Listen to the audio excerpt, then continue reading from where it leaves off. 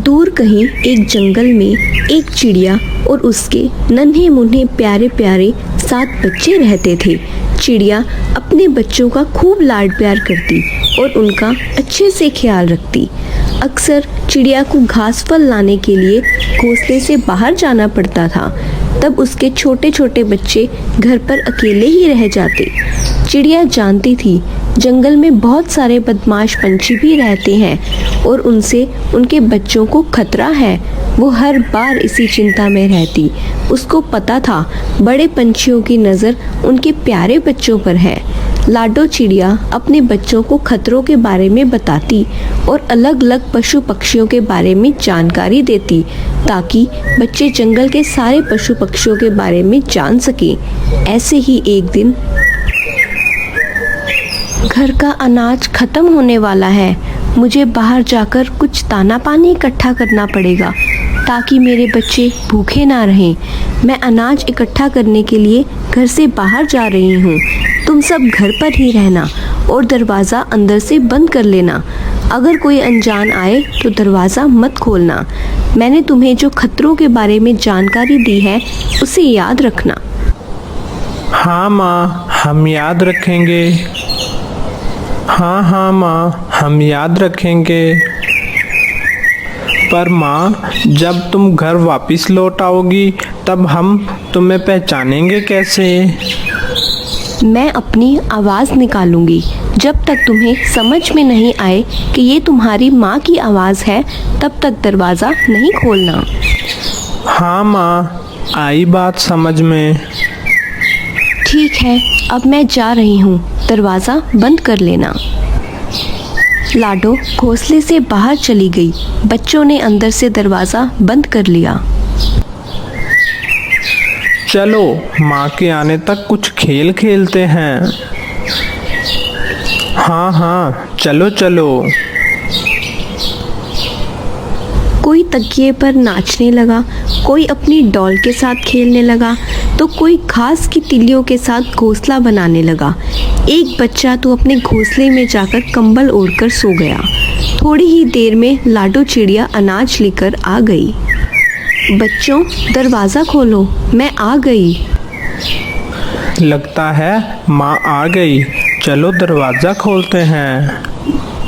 नहीं, माँ ने तो कहा था जब वो आएगी तो अपनी आवाज़ निकालेगी। हाँ, हम उसको अपनी आवाज़ निकालने को बोलेंगे। माँ, अपनी आवाज़ निकालो ताकि हम तुम्हें पहचान सकें। लाडो ने अपनी आवाज़ निकाली।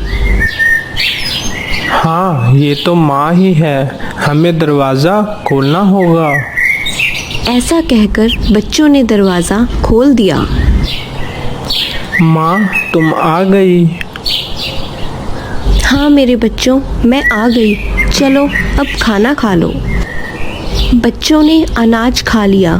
रात हो गई। चलो बच्चों, अब सो जाओ। दिन भर खेल कूद करते रहते हो। घर का सारा सामान फिर मुझे लगाना पड़ता है। क्या करें माँ, तुम अनाज इकट्ठा करने के लिए घर से बाहर जाती हो, इधर हम सब बोर हो जाते हैं। हाँ, मुझे पता है सब। मैं बाहर जाती हूँ, ये तो एक बहाना है खेल कूद करने का। चलो अब सो जाओ। ऐसा कहकर लाडो ने बच्चों के मुंह पर नरम नरम कंबल बिछा दिया। सारे बच्चे सो गए। लाडो सोच विचार करने लगी। ऐसा कब तक चलता रहेगा? मुझे मेरे बच्चों की बहुत चिंता हो रही है। सुबह हो जाती है। चलो बच्चों, अब मैं बाहर जा रही हूँ। तुम्हें पता है ना क्या करना है? हाँ माँ, पता है। तुम हमारी चिंता मत करो। हम अंदर से दरवाज़ा लगा देंगे। जब तक तुम्हारी आवाज़ नहीं आती तब तक दरवाज़ा नहीं खोलेंगे। मेरे प्यारे होशियार बच्चे। ऐसा कहकर लाडो घर से बाहर चली गई। बच्चों ने दरवाज़ा बंद कर दिया। तो ये बात है, बहुत दिनों से मैं देख रहा हूँ इस चिड़िया ने तो अपना खूब दिमाग लगाया है, पर मैं भी कम होशियार नहीं हूँ। देखो अब मैं कैसे सारे बच्चों को फंसा लेता हूँ, फिर उन्हें पकड़कर बड़े चाव से खाऊंगा। चील घर के सामने आ गया और जोर से पुकारने लगा। बच्चों, मैं आ गई, दरवाज़ा खोलो। लगता है माँ आ गई, चलो दरवाज़ा खोलते हैं। हाँ, पर माँ ने तो आवाज़ ही नहीं निकाली। माँ, अपनी आवाज़ निकालो ताकि हम तुम्हें पहचान सकें। अरे ये बच्चे भी ना बहुत होशियार हैं, मुझे उस चिड़िया की आवाज़ निकालनी होगी।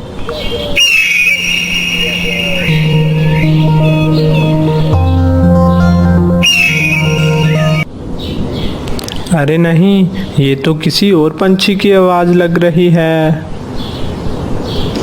हाँ, ये माँ नहीं है। तुम हमारी माँ नहीं हो, चले जाओ वापिस, हम तुम्हारे झांसे में नहीं आने वाले। अरे ये बच्चे तो मुझसे भी ज़्यादा होशियार निकले। एक तो मुझे भूख लगी है और ऊपर से ये तेज़ बारिश भी शुरू हो गई। मैं एक काम करता हूँ, भूरे के पास चला जाता हूँ, भूरा कौवा मेरी अवश्य मदद करेगा। ऐसा कहकर चील भूरे कौवे के पास चला जाता है। भूरा कौवा अपने घोंसले में घोड़े बेचकर सो रहा था। भूरे, अरे ओ भूरे, ये ऐसे नहीं उठेगा। इसके मुंह पे अभी पानी डालता हूँ, तब ये नींद से उठेगा। चील भूरे के ऊपर बारिश का पानी डाल देता है। कौन है? किसने मुझे जगाने की हिम्मत की? अरे मैं हूँ तेरा दोस्त चील। क्या यार, ऐसे कौन उठाता है? क्या करूँ दोस्त, काम ही कुछ ऐसा है। ऐसा कौन सा काम है जो तूने मुझे इतनी मस्त नींद से उठाया? मैंने सुना था तुम्हें खाने में चिड़िया के बच्चे बहुत पसंद हैं। यार, पर क्या करें, आजकल की चिड़िया तो बहुत होशियार हो गई है, हाथ ही नहीं आती, ऐसे ही भूखे पेट सोना पड़ता है। अरे आज तेरी भूख मिटने वाली है, तू चल मेरे साथ। मुझे पता है तू किसी भी चिड़िया की आवाज़ निकाल सकता है। तू चल तो मेरे साथ, मैं तुम्हें रास्ते में सब बता दूंगा। इधर लाडो चिड़िया के बच्चे अपनी माँ का इंतजार कर रहे थे। अभी चील और भूरा कौवा वहाँ आ जाते हैं। चील ने भूरे कौवे को सब समझा दिया था। चल, अब जैसे मैंने कहा था वैसे कर और जादू देख। भूरा कौवा घोंसले के सामने आ जाता है। लाडो चिड़िया की आवाज़ निकालने लगता है। अरे वाह, लगता है माँ सच में आ गई। बच्चे बहुत देर से भूखे थे। माँ, क्या तुम आ गई? हाँ बच्चों, मैं आ गई। अब जल्दी से जल्दी दरवाज़ा खोलो, मैं तुम सबके लिए बहुत सारा खाना लेकर आई हूँ। बच्चों ने दरवाज़ा खोल दिया। जैसे ही दरवाज़ा खुला, दोनों जल्दी से अंदर चले गए। उन दोनों को देखकर बच्चे बहुत डर गए। वो उड़ भी नहीं सकते थे, इसीलिए वो इधर उधर कूदने लगे। चल भूरे, जब तक चिड़िया वापस आ जाए उसके पहले इन्हें लेकर चलते हैं। भूरे कौवे ने सारे बच्चों को थैले में डाल दिया। उनको लेकर दोनों वहाँ से भाग गए। जब वो दोनों उड़कर जा रहे थे, तभी लाडो चिड़िया ने उन्हें जाते हुए देख लिया। ये क्या बात हुई? ये दोनों यहाँ कैसे आ गए?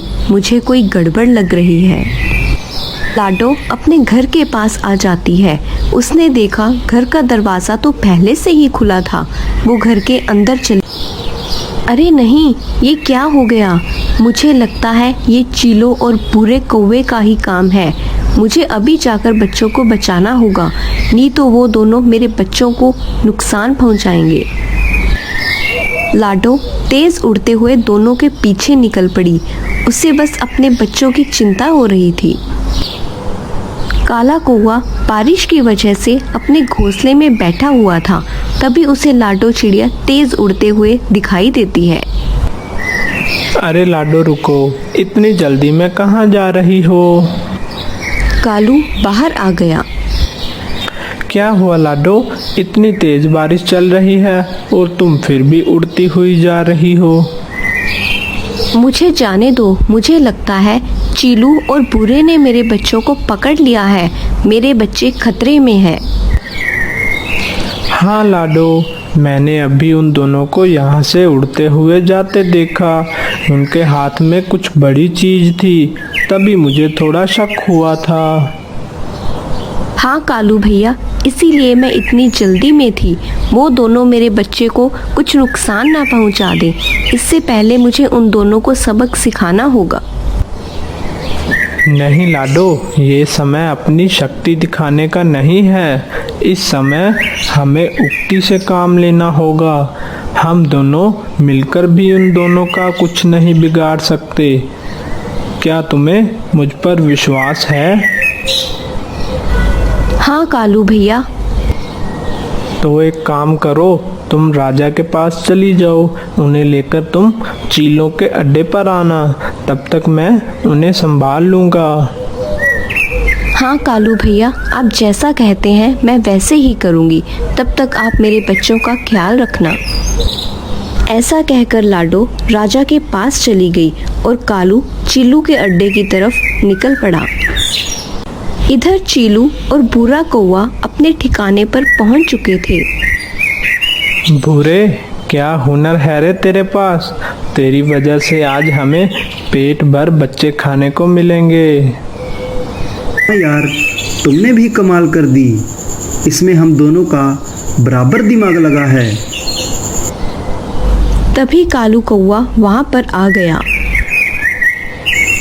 अरे ये कमबख्त कहाँ से आ टपक पड़ा?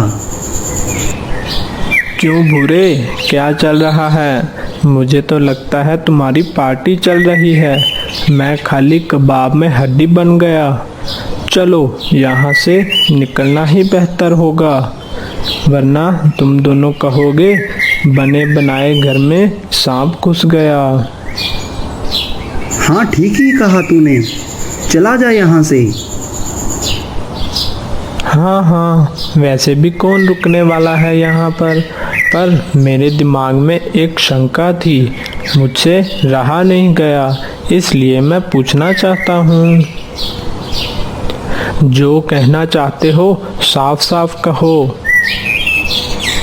अरे दोस्तों, मैं तो ये कह रहा था, तुम खाने का हिस्सा बराबर तो बांट लोगे ना? हाँ, हम बराबर ही हिस्सा करेंगे। तुम बस अपना काम देख लो। अब यहाँ से निकल लो, हिस्सा तो बराबर ही होगा। हम दोनों ने बराबर मेहनत जो की है। हाँ, मैं भी यही कहना चाहता था। अभी देखो ना, बच्चे हैं 7 और तुम हो 2, मतलब समझ रहे हो ना। अभी भूरा खाएगा 4 और तुम खा लेना 3, हो गया हिसाब बराबर। ऐसे कैसे 3 खाऊंगा मैं खाऊंगा 4 और भूरा खाएगा 3। आखिर बच्चे चुराने का आइडिया जो मेरा ही था। हाँ, आइडिया तो तुम्हारा ही था, पर सारी मेहनत मैंने अकेले ही की है। इसलिए मैं खाऊंगा 4 और तुम 3 खाना। अगर मैं तुम्हें बच्चों के बारे में नहीं बताता तो तुम क्या मक्खी पकड़ते? मैं खाऊंगा 4 और तुम खाना 3। पर चिल्लू भाई, तुमसे ज़्यादा मेहनत तो भूरे ने ही की है, इसलिए ज़्यादा हिस्सा उसी को मिलना चाहिए। मुझे पता था तुम उसकी ही साइड लोगे, आखिर तुम्हारा भाई जो है। अब तुम दोनों मुझे गुस्सा दिला रहे हो। अगर मेरा दिमाग घूम गया तो ये सारे बच्चे मैं अकेला ही खा जाऊंगा, तो मैं इनको सूंघने तक नहीं दूंगा। कालू उन दोनों को अपनी बातों में फंसा रहा था। तब तक लाडो ने इधर राजा जी को सारी बात बता दी। राजा जी तुरंत सिपाही लेकर लाडो के पीछे निकल पड़े। बूढ़ा आखिर एक कौवा ही था, उसे कालू की थोड़ी थोड़ी बात समझ में आने लग गई थी, इसलिए उसने एक तरकीब निकाली। ऐसा झगड़ा करके हमें कुछ नहीं मिलने वाला। हम एक काम करते हैं, एक बच्चा हम कालू को दे देंगे। हम दोनों 3-3 बच्चे खा लेंगे। आखिर कालू ने हमें देख जो लिया है। एक बच्चे के बदले हम इसे चुप रहने को बोलेंगे। वो भी खुश और हम भी खुश। अरे हाँ, ये बात मेरे दिमाग में कैसे नहीं आई। दिमाग हो तो आएगी ना। क्या क्या कहा तूने? अरे कुछ नहीं, मैं कह रहा था एक बच्चे से मेरा क्या होगा, मैं तो सारे बच्चे लूँगा। तुम्हारा दिमाग तो ठिकाने पर है ना? ये तुम क्या बकवास कर रहे हो? अरे मैं बकवास नहीं कर रहा, सच बोल रहा हूँ। क्या तुम्हें पता नहीं चला कि मैं तुम दोनों को अपनी बातों में फंसा रहा हूँ? क्या तुम क्या बोल रहे हो? उधर देखो ऊपर, सब समझ में आ जाएगा। चीलू और भूरे ने जब ऊपर देखा तो राजा और उसके सिपाही उनकी तरफ आ रहे थे। कालू, हमें फंसाकर तुमने अच्छा नहीं किया, तुम्हें इसका अंजाम भुगतना ही पड़ेगा। राजा के सिपाहियों ने उन दोनों को पकड़ लिया।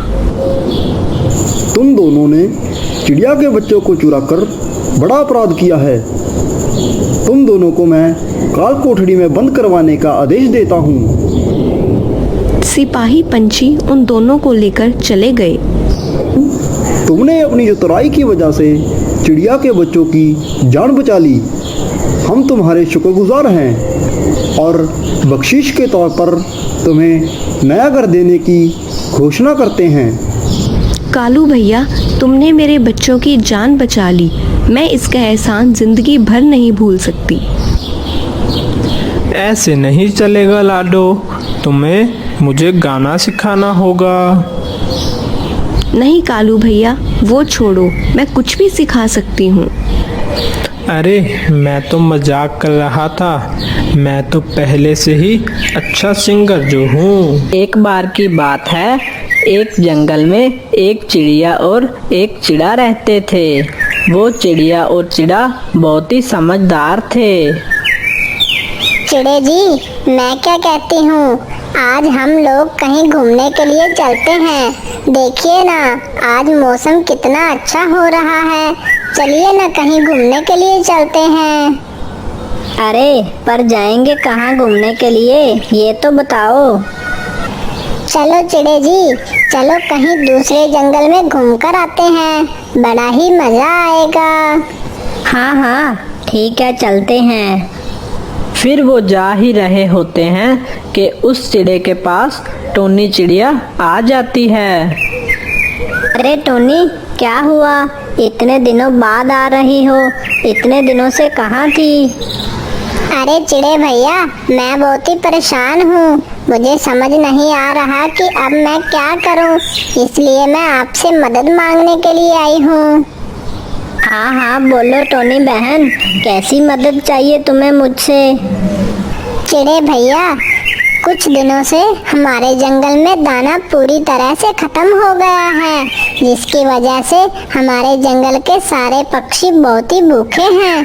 हम सारे पक्षी चाहते हैं कि हम सब मिलकर अपने जंगल में गेहूं की फसल लगा लें, लेकिन गेहूं की फसल लगाने के लिए हमें थोड़े से गेहूं की ज़रूरत होगी। अगर हमारे पास थोड़ी सी भी गेहूं आ जाए तो हम सब पक्षी मिलकर अपने जंगल में गेहूं की फसल लगा सकते हैं। इसलिए मुझे आपकी मदद की ज़रूरत है। देखो टोनी बहन, मेरे पास गेहूं तो नहीं है जिस गेहूं से तुम अपने जंगल में गेहूं की फसल लगा सको, लेकिन मैं तुम्हारी मदद जरूर कर सकता हूँ। हमारे जंगल के पास ही एक कालू कौवा रहता है।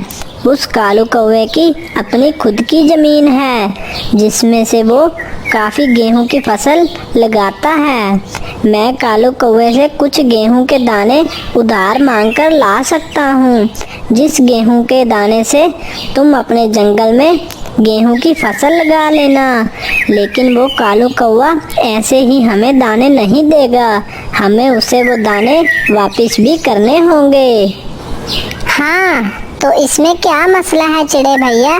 जब हमारे जंगल में गेहूं की फसल पूरी अच्छे से तैयार हो जाएगी तो हम उस फसल में से जितने दाने कालू कौवे ने हमें दिए होंगे, हम उस कालू कौवे को उसके सारे दाने वापस कर आएंगे।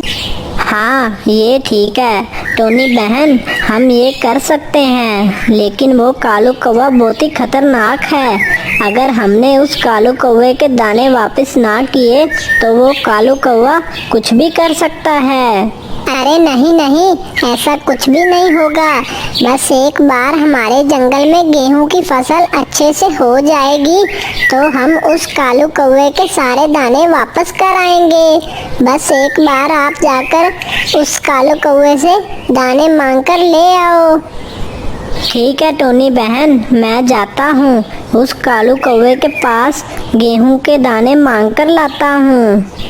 फिर चिड़ा कालू कौवे के पास जाने लगता है।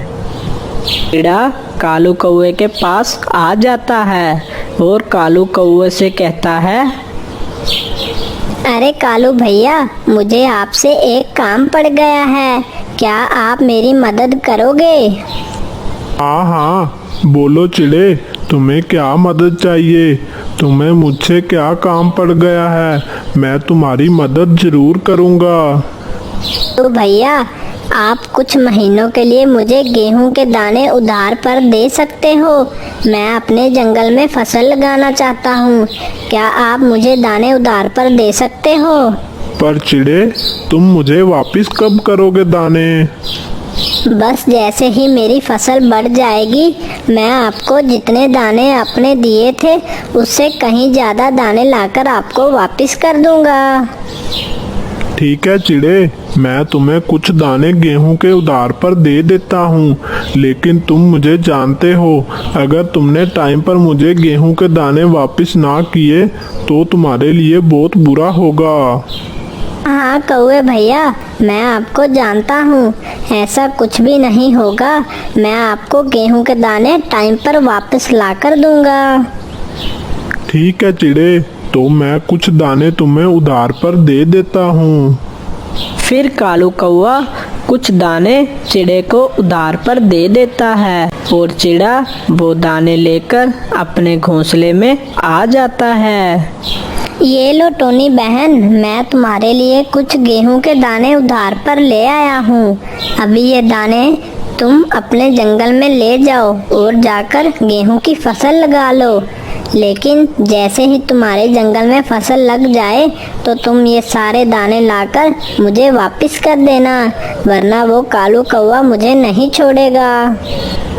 आप बिल्कुल भी चिंता मत करें चिड़े भैया, हमारे जंगल में जैसे ही फसल बढ़ जाएगी उस कालू कौवे को उसके दाने वापस कर आऊंगी। ठीक है टोनी बहन, तुम ये दाने ले जाओ और जाकर अपनी जंगल में फसल लगा लो। फिर टोनी चिड़िया अपने जंगल में वो दाने ले जा रही होती है। टोनी वो दाने लेकर अपने जंगल में आ जाती है और पक्षियों से कहती है, मेरे दोस्तों, तुम लोग बिल्कुल भी चिंता मत करो। देखो, मैं कुछ गेहूं के दाने ले आई हूँ। अब हमें इन दानों से अपनी जमीन में फसल लगानी होगी ताकि उस फसल से हम आराम से दाना खा सकें। फिर चिड़िया एक एक करके सारे दाने जमीन में बोने लगती है। फिर ऐसा ही कुछ दिन बीत जाते हैं। चिड़िया ने जो दाने जमीन में बोए थे उनमें से अभी तक फसल नहीं निकली थी। चिड़िया बहुत ही चिंतित थी कि कब उसकी फसल लगेगी और कब वो कालू कौवे के दाने उसको वापस करेगी। जल्दी से जमीन में फसल निकल आए और मैं जाकर उस कालू कौवे के सारे दाने उसको वापस कर दूं, वरना वो कालू कौवा हमारे साथ बहुत ही बुरा करेगा। फिर ऐसे ही कुछ दिन और बीत जाते हैं, लेकिन उस जमीन में अभी तक गेहूं की फसल नहीं लगी थी। ये फसल तो निकलने का नाम ही नहीं ले रही। अब मैं क्या करूं? मुझे तो लग रहा है जब बारिश होगी तो बारिश के बाद ही जमीन में से गेहूं की फसल निकलेगी, लेकिन बारिश है कि होने का नाम ही नहीं ले रही। वहीं कालू कौवा भी बहुत ही गुस्से में बैठा होता है, क्योंकि चिड़े ने उस कालू कौवे से जितने दिन का वादा किया था अब उतने दिन हो चुके थे, लेकिन उस चिड़े ने अभी तक कालू कौवे के दाने वापस नहीं किए होते। अरे इस चिड़े ने तो अभी तक मुझे दाने वापस नहीं किए, पता नहीं कब करेगा। मैं अब इस चिड़े को नहीं छोड़ूंगा। मैंने उसको पहले ही बोल दिया था कि अगर इसने मुझे टाइम पर दाने वापस ना किए तो मैं इसके साथ बहुत बुरा करूंगा। अब तो इसकी खैर नहीं। फिर कालू कौवा बहुत ही गुस्से में उस चिड़े के घोंसले में आ जाता है। ऐ चिड़े, तुमने अभी तक मुझे मेरे दाने वापस नहीं किए। तुम मेरे दाने कब वापस करोगे? मैंने तुम्हें जितने दिन का टाइम दिया था उतने दिन अब बीत चुके हैं। अब मैं तुम्हें नहीं छोड़ूंगा। मैंने तुम्हें पहले ही बोल दिया था कि अगर तुमने मेरे दाने टाइम पर वापस ना किए तो मैं तुम्हें नहीं छोड़ूंगा। अब तो तुम्हारी खैर नहीं। अरे चिड़े जी, चिड़िया बहन ने तो अभी तक वो गेहूं के दाने इस काले कौवे को वापस नहीं किए। अब क्या होगा? कालू कौवा तो बहुत ही गुस्से में लग रहा है। अरे कालू भैया, आप गुस्सा क्यों करते हो? मैं आपको कुछ दिनों में आपके गेहूं के दाने वापस कर दूंगा। आप मुझे कुछ दिनों का समय दे दो, मैं आपको जरूर आपके दाने वापस कर दूंगा। अरे नहीं, अब तो मैं तुम्हें एक भी दिन का टाइम नहीं दूंगा। अब मैं तुम्हें नहीं छोड़ूंगा, क्योंकि मैं टाइम का बहुत ही पक्का हूँ। तुमने मुझे अब तक दाने वापस नहीं किए, अब मैं तुम्हें बिल्कुल भी नहीं छोड़ूंगा। देखो चिड़िया बहन, मैं इस चिड़े को अपने साथ ले जा रहा हूँ। जब तक तुम मेरे गेहूं के दाने वापस नहीं करोगी, मैं इस चिड़े को नहीं छोड़ूंगा।